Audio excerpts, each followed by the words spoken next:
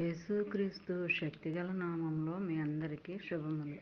ప్రియమైన దేవుని బిడ్డలారా, ఎలా ఉన్నారో? గతించిన దినమంతా కూడా ఆయన రెక్కల నీడలో నిన్ను నన్ను మనందరినీ కాపాడి మరొక నూతనమైన దినాన్ని చూడటానికి దేవుడు కృప చూపించిన విధానాన్ని బట్టి మరొకసారి ఆయనకి వందనాలు చెల్లించుకుంటున్నామండి.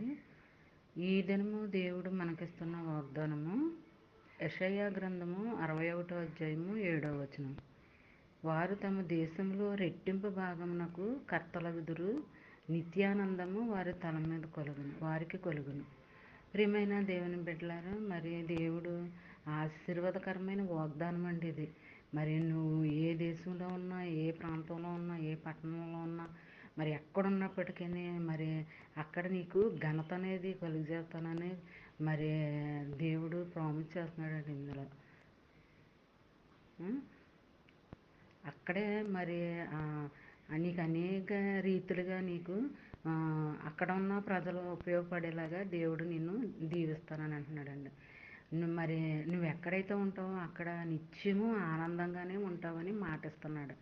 మరి దాన్ని ఆ నిత్యానందాన్ని ఎవ్వరూ నీ నుంచి దూరం చేయలేరండి. మరి నువ్వు ఎప్పుడు కూడా ఆయనకి అనుకూలంగా నడుచుకోవాలి, ఆయనకు అనుకూలంగా జీవించాలి.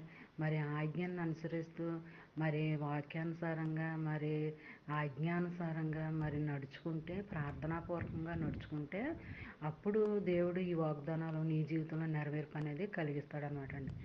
మరి దేవుని వాగ్దానాలు నెరవేర్పు రావట్లేదని మన మనసులో నిరుత్సాహపడతాం. కానీ వాగ్దానాల కొరకు రేయి మోతడి జామున లేచి మనకిచ్చిన వాగ్దానాల కొరకు మొర్ర పెట్టుకోవాలండి.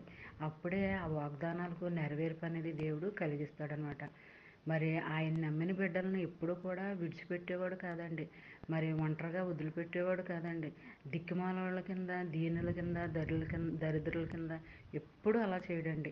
మరి మన వెంటే ఆయన నడుస్తూ ఉంటాడు. మన వెంటే మన వెన్నంటే ఉంటాడు ఆయన.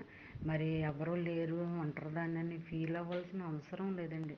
ఆయన నీకు తోడుగా ఉన్నాడు. కొండంత ఆశ్రయస్థానాన్ని నీకు ఇస్తున్నాడు దేవుడు.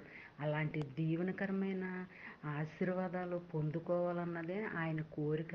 మరి దినమంతా ఈ చిన్న వాగ్దానం మైండ్లో పెట్టుకుని ధ్యానించుకుంటూ గడుపుతూ ఉంటే ఆ దినమంతా నువ్వు, నీ బిడ్డలు కూడా ఎంతో దీవెనకరంగా, ఆశీర్వాదకరంగా, సంతోషంగా ఉంటారు. అలాంటి దీవెన ఆశీర్వాదకరమైన వాగ్దానము నీ జీవితంలో, నా జీవితంలో, మనందరి జీవితంలో పొందుకోవాలని కోరుకుంటూ ఆమేన్. God bless you.